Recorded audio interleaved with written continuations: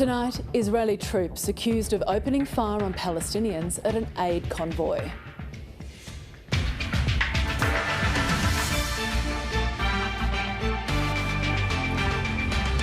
Also tonight, a boil water alert for the Yass Valley finally lifted after more than 2 weeks.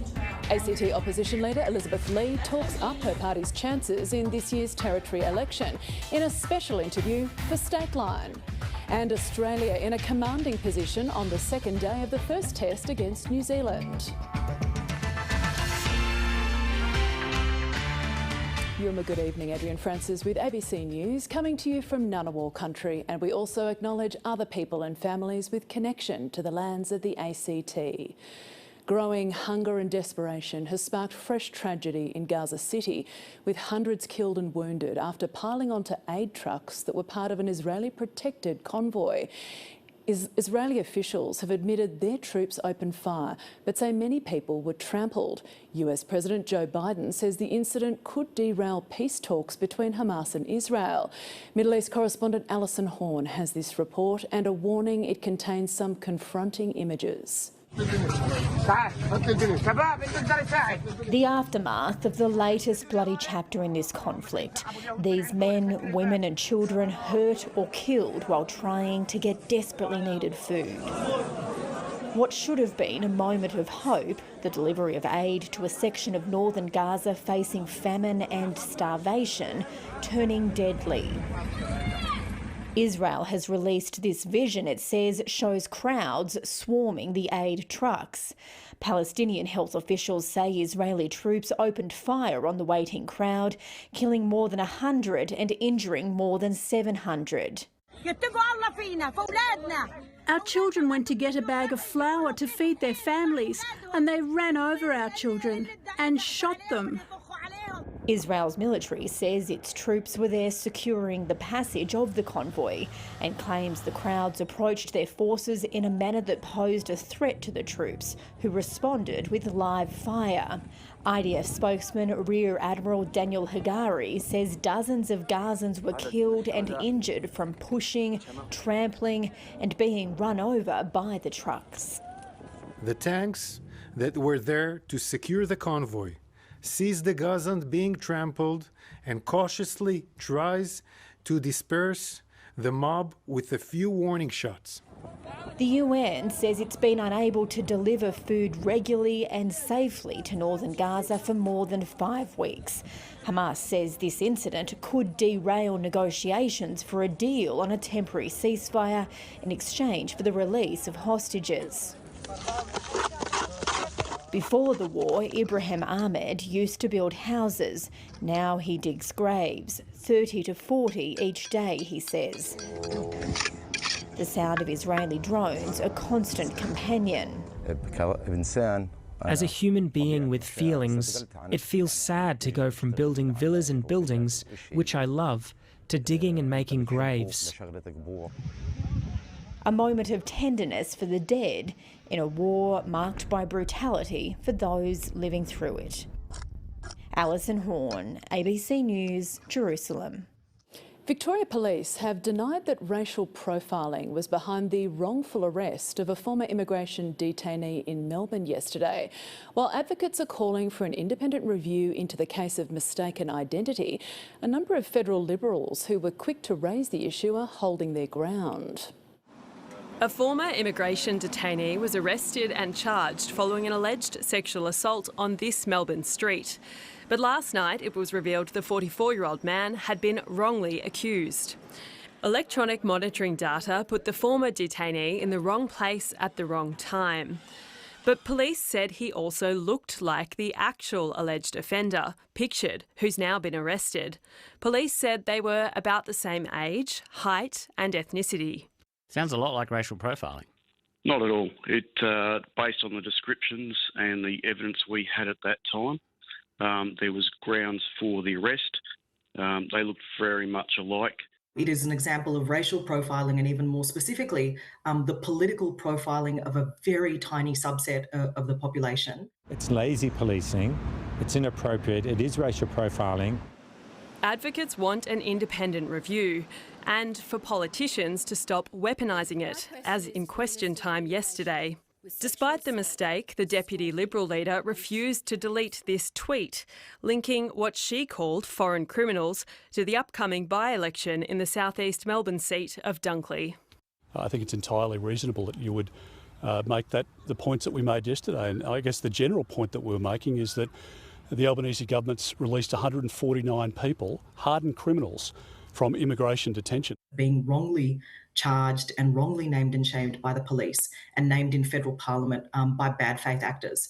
It is absolutely appalling. The police and authorities should be allowed to do their job free of this preemptive political game playing. Politics never far from immigration. Kate Ashton, ABC News, Melbourne. The Yass Valley Council says tap water in the area is safe to drink again. Residents of Yass, Murrum-Bateman, Bynalong and Bowning have had to boil their water before consumption or food preparation for more than 2 weeks. The council says the Yass water treatment plant is now operating normally and the boil water alert has been lifted. In a statement, Mayor Alan McGrath has thanked residents for their patience. Tributes are flowing for the federal Victorian Labor Senator Linda White, who died overnight from cancer. The former lawyer was a key figure in the union movement and worked for Labor behind the scenes. Before being elected to the Senate in 2022, she stepped back to focus on her health just a month ago. The Prime Minister has described her death just months after fellow Victorian MP Peter Murphy died a tragedy. To lose 2 women in their prime within 3 months of each other is beyond belief, is just so sad, because Linda White had so much more to give. A Melbourne pharmacy has been raided as part of an ongoing investigation into the illegal manufacture of weight loss medications.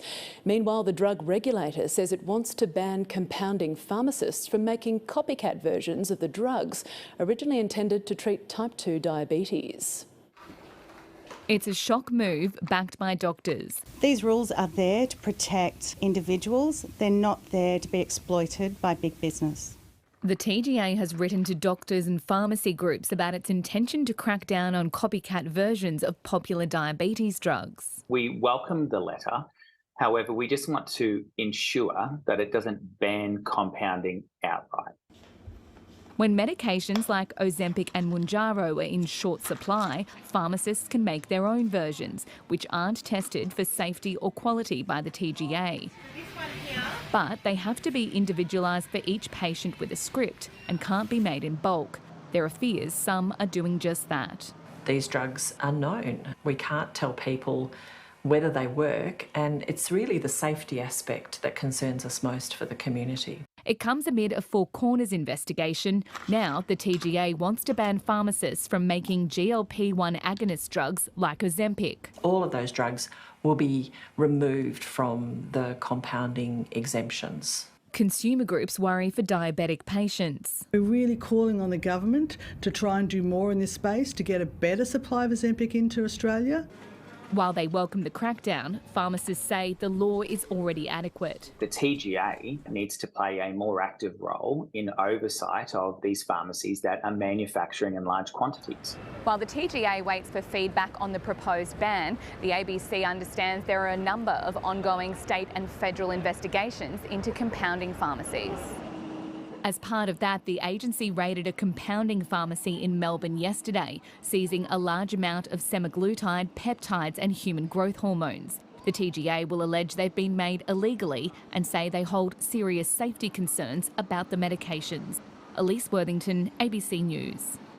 A former Gungahlin United Football Club president has been handed suspended prison sentences for stealing money from the club. 52-year-old Aaron Alexander was the club president from 2016 to 2018 and has previously been found guilty of 48 charges of theft for stealing around $23,500 from the club, including more than $8,000 towards a leased car for his personal use. In the ACT Magistrates Court, he was sentenced to 3 months for 9 charges relating to the car lease and 4 months relating to 33 counts of charges to his bank account.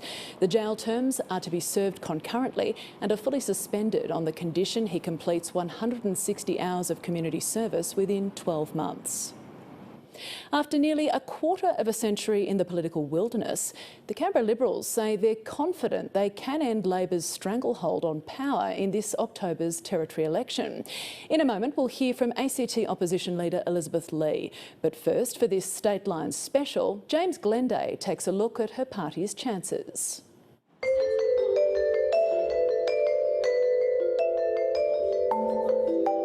We have the opportunity to set a new direction for the future of our city. Elizabeth Lee has one of the hardest assignments in modern Australian politics, leading the Liberals to an election victory in the ACT.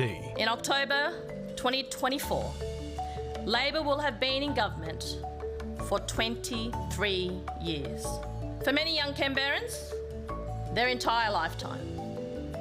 And for other Canberrans, what seems like their entire lifetime. Gary Humphries, the Territory's last Liberal Chief Minister, lost in 2001.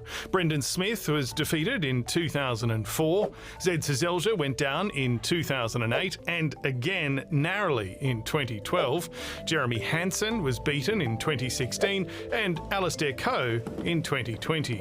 The ACT is now divided into 5 electorates. Each has 5 MLAs. To govern in a majority, the Canberra Liberals will need to win 13 seats. The party starts the race with 9, just one fewer than Labor, which has 10. But that makes things sound misleadingly close because the Greens hold 6 and are in government with Labor, so the left-right balance is currently 16 to 9. It's incredibly difficult for the Liberals to win, certainly majority government in the ACT. They're up against Labor and the Greens, who are dominant in terms of vote share. For inspiration, Elizabeth Lee could look to Trevor Kane, who became Chief Minister with the help of the crossbench in 1989 during the tumultuous early days of ACT self-government. That's the winning vote. While Kate Carnell formed government after the 1995 and 1998 elections with the support of independents. And that is likely the Canberra Liberals' best shot this time too, because there's only ever been one majority ACT government, which was elected after the devastating Canberra bushfires. One path for the Liberals this October could be to pick up 11 seats if they get another in the centre of Canberra and another in Tuggeranong. Then they would need 2 friendly independents to win elsewhere and help them to 13 and a workable majority. And at this election, there are a few independents standing, like Tom Emerson, the son of former Labor Federal Minister Craig Emerson, who works for Independent Senator David Pocock. He's joined forces with Kate Carnell's daughter, Claire. The problem for the Liberal Party relying on independents is those independents have got to take votes off Labor and the Greens. If the independent also takes votes off the Liberal Party, then it becomes harder for the Liberal Party to get that 10 or 11 seats. During its nearly quarter of a century in office, the Labor Party's primary vote has fallen from a high point of 46.8% in 2004 to 37.8% at the last election. But the Canberra Liberals' primary vote has also gone backwards recently, from 38.9 in 2012 to 33.8 in 2020, and the party no longer has any federal representation at all.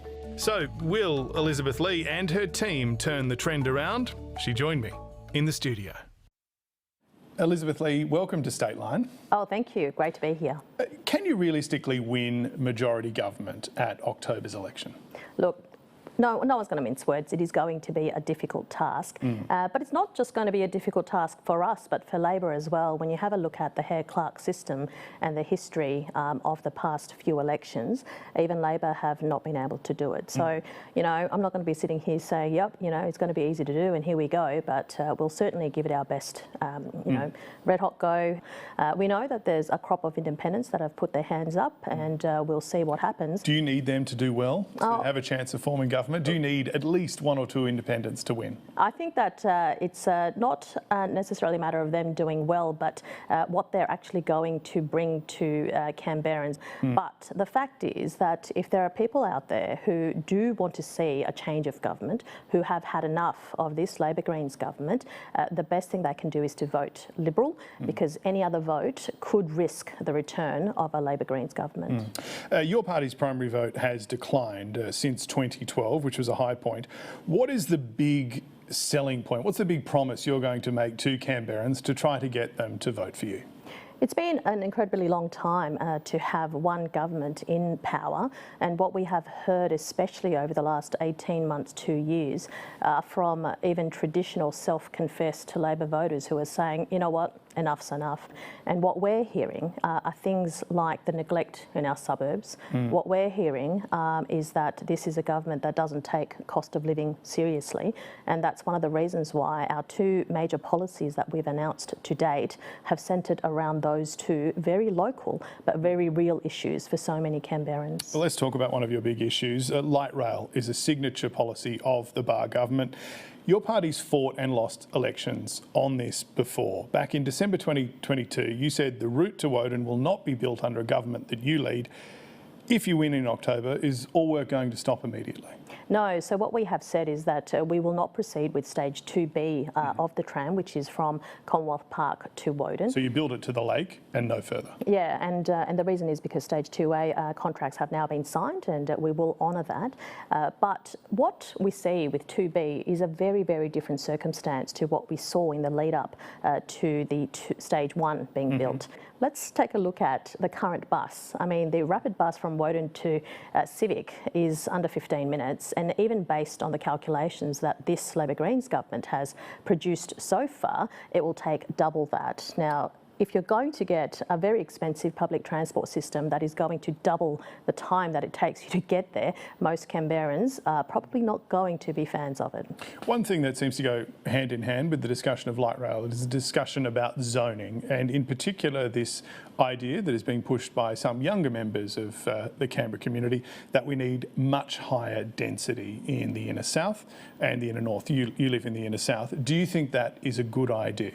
I think that Canberrans deserve genuine choice when it comes to housing options, and under this Labor Greens government for too long they haven't been afforded that choice. It's clear where Barr government is going with their zoning policy, and that is of course to push as many Canberrans as possible into high rises and high density living.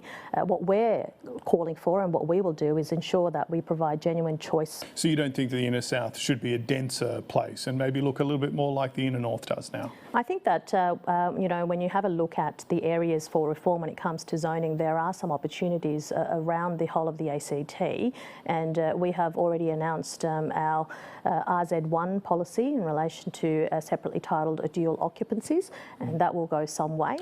Some of your federal colleagues have recently tried to intervene in the ACT's affairs. Have you given the opposition leader Peter Dutton a call and said, hello mate, just keep your colleagues quiet for the rest of the year? What I've always said is that I will stand up for Canberrans and what's in the best interests of Canberra. There's no doubt that, of course, there are certain laws and certain political issues that probably garner a bit more attention, can we say. Is it personally annoying when you see senators, high-profile members of the federal coalition trying to intervene in the ACT's affairs? I think that, most Canberrans can see that the Canberra Liberals stand up for Canberra. So, no call, you haven't asked for a little bit of No, I've certainly spoken to a couple of my federal colleagues about this, and I think there is no doubt about where my views are and where I stand on this. Okay. You ousted Jeremy Hanson as your deputy last year. Is everyone in your party now working together, trying to keep the Canberra Liberals team on the road? Look, every single member of the Canberra Liberals team wants to make sure that we see a Liberal government in October this year. There is no doubt about that. And our party is a broad church, and I know it sounds like a cliche, but the beauty of the Liberal Party is that it is a representative party. So there's no bad blood there anymore? Oh, look, I think it's politics, and people know that we need to work together to make sure that we bring about a change of government in October, and that's what everyone's focused on. Putting aside your differences. When Zed Sezelja ran for the Senate in New South Wales, a senior moderate in that state said to me that you would have been a much better export. If you fail to win this year, and as you've sort of alluded to, recent history suggests that you do have a hard fight, will you stand for the Senate or maybe office elsewhere in Australia? Yeah, so first of all, I've not heard that quote from the senior moderate figures. I don't know about that.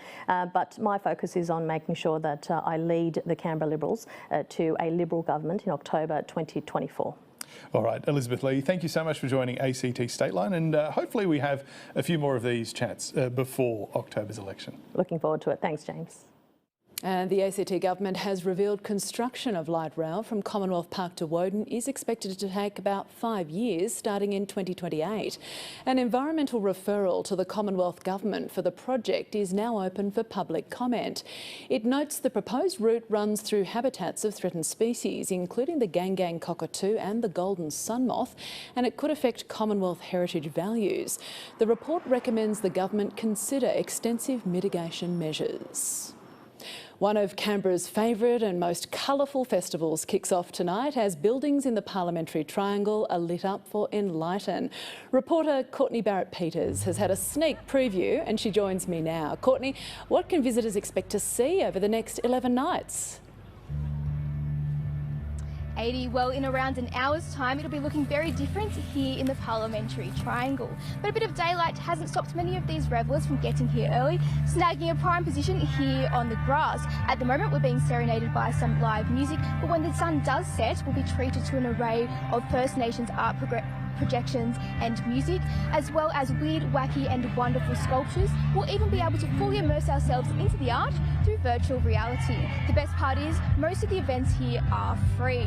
More than 300,000 people attended this event alone last year, with organisers hoping many more will travel from across the country to come again this year, which is great news for the local economy, with tens of millions of dollars expected to be brought in. Now you'll have the next 10 days to get on down here and get your glow on for yourself. It looks and sounds fabulous. Courtney Barrett-Peters reporting. Thank you.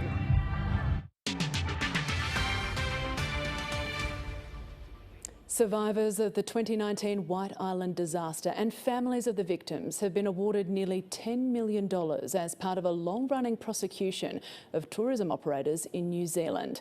6 guilty parties were sentenced today, with the largest fine being handed to Whakaari Management, the company held by the Buttle family, which owns the volcano. It's been ordered to pay nearly $1 million as a penalty for breaching workplace health and safety laws, as well as nearly half of the total reparation figure. The judge said although the company has no funds, there is a moral obligation to pay. There is nothing to stop the Buttles, as WML's shareholders, from advancing the necessary funds to cover that obligation. We wait to see what the Buttles will do. The world is watching. In the wake of a recent massacre that killed 70 people in Papua New Guinea's highlands, attention is turning to the firearms used by villagers. Analysis of videos posted to social media reveal most of the weapons were Australian and American manufactured assault rifles sold to PNG's Defence Force decades ago. And a warning, this story includes some confronting images. On the way to attack their enemy, men from 3 allied tribes were ambushed. 2 weeks on from this horrific massacre, the death toll continues to climb as bodies are found in nearby rivers and bush, and others die from their injuries. Videos taken in the lead up to the violence reveal clear warning signs and the considerable firepower carried by these tribesmen. Here in January, the Amberlin tribe march in a show of force. At the front, about 9 assault rifles, mainly M16s or AR-15s, American guns that would have been sold to PNG's Defence Forces decades ago.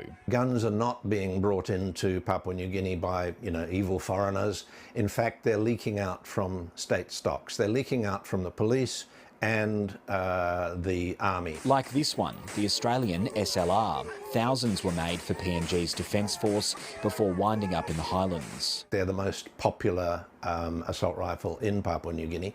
They're very, very popular with mercenaries because they have good long range, they're very accurate, and they've got a heavy bullet, which makes them lethal at a much longer distance. This bullpup firearm, a more modern weapon, is designed for urban combat.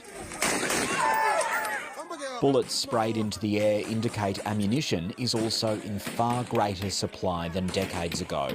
Police sources say they most likely originate from state supplies. These guns have what we call a long decay curve. They have a long life. If you look after them, they can still be working 100 years from now.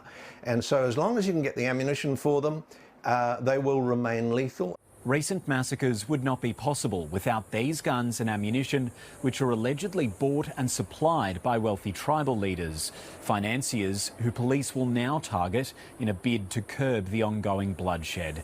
Tim Swanston, ABC News, Port Moresby.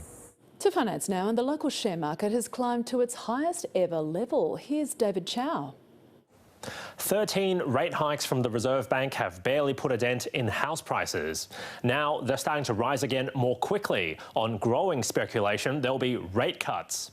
And the numbers are eye-watering when you consider how much prices have gone up since the dark days of COVID, especially in Brisbane, Adelaide and Perth, where prices have hit record highs.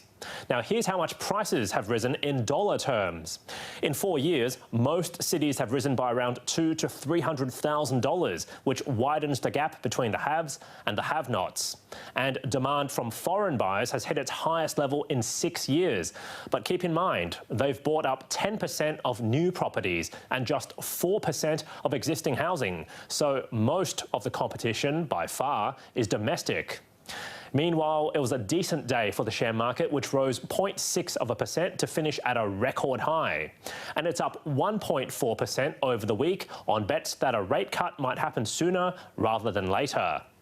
Today, shares of Life 360 surged 38.5%.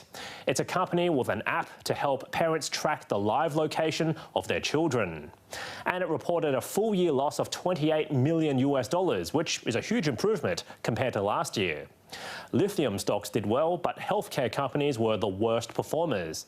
And there was a lot of enthusiasm overseas, with markets in Japan and the US also hitting record highs, while gold is at its highest level in a month, and the Aussie dollar is buying just over 65 US cents. And that's finance. To sport now, and a career best innings from all-rounder Cameron Green has put Australia in a strong position at stumps on day 2 of the first test against New Zealand in Wellington. Green finished on 174 not out after a record last wicket partnership with Josh Hazlewood before Australia dismissed the Black Caps for a modest 179. New Zealand will want to get rid of this pair. New Zealand needed only 1 wicket to wrap up Australia's innings, but that wicket would prove elusive. Oh, goodness me. Wow.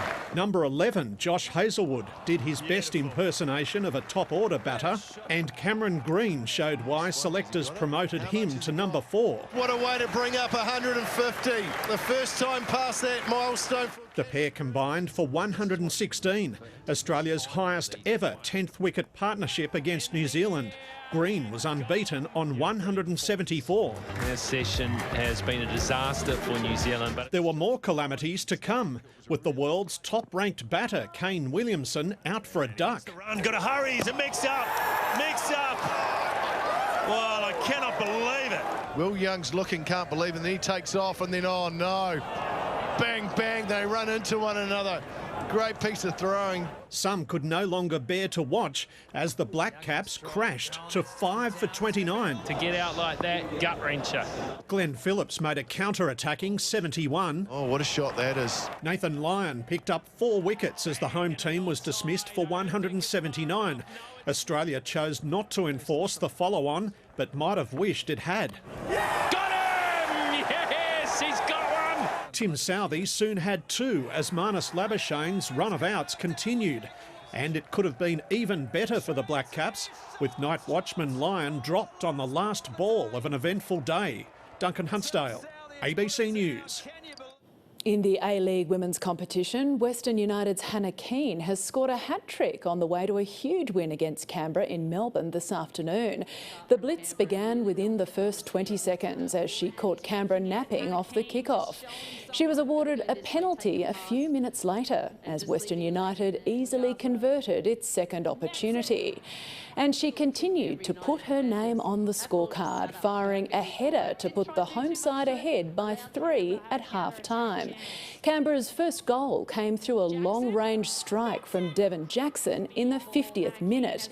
Then one final goal to Keane secured her hat-trick. After scoring 4 goals for the Matildas last night, Michelle Heyman scored for Canberra 6 minutes into stoppage time. But it was too little too late, the match ending 4-2, cementing Western United's spot on top of the ladder. The Socceroos will play a 2026 World Cup qualifier against Lebanon at Canberra Stadium later this month, their first match in the capital in 5 years. The fixture on the 26th of March will be a home tie for Lebanon. The Socceroos will play Lebanon in Australia twice in 6 days, with the first fixture being played at Western Sydney Stadium. The Asian Football Confederation moved the fixture to Australia due to security concerns over the ongoing conflict in Gaza. We have gotten a silver lining here where we've been able to take advantage of a terrible situation and provide an opportunity for a game to be played in the ACT. The athletics track at the AIS here in Canberra is renowned for producing fast times, and it happened again a month ago when a new Australian women's 100-metre record was set. But what is it that makes this track so special? At just 19 years old, Tori Lewis is the fastest woman over 100 metres in Australia's history. Tori Lewis is now starting to pick up. She recorded the time of 11.10 seconds at the ACT Championships a month ago. The second consecutive women's national 100-metre record set in Canberra. Each season, athletes from across Australia travel to the capital in search of fast times. But what makes this track the fastest in Australia? The track in Canberra is a Mondo track, and the surface is a hard rubberised surface which is sort of rolled out like carpet. So it goes on an underlay of almost bitumen. The rubber is made in 2 layers, so it's quite hard, but it also has a compressed part to it as the underneath, which is able to give some compression for the athletes to work off. Canberra is just one of 3 tracks in Australia with this special surface, a luxury that local Paralympic sprinter Chad Peris gets to train and compete on regularly. I've always run my fastest at this track, and I think that's it's something that I always take great pride in telling people, that the Canberra track is the fastest in the country. But it's not just the surface that favours athletes, especially down the 100-metre straight. Just having a wind at your back is going to aid you going faster down the track, and the hot conditions as well always helps for that. People think of Canberra as a cold place, but through the summer it's certainly not that. It's marginal, but when you're talking about a 100-metre time, all of these margins probably help. Some of Australia's best athletes will be competing here at the AIS track tomorrow night in the Canberra Track Classic. The likes of Tori Lewis, hurdler Liz Clay, and of course Chad Peris himself. With warm and slightly windy conditions forecast, it's a matter of how fast can these athletes go. Anthea Moody, ABC News, Canberra. To the weather now, and tonight's observation of shimmering reflections under the Commonwealth Avenue Bridge by Subramaniam Sukumar of Chapman. Thanks, Subramaniam. And if you've got a great shot of Canberra region and its weather, we would love to see it. Send your photos to Canberra Weather Pics at abc.net.au.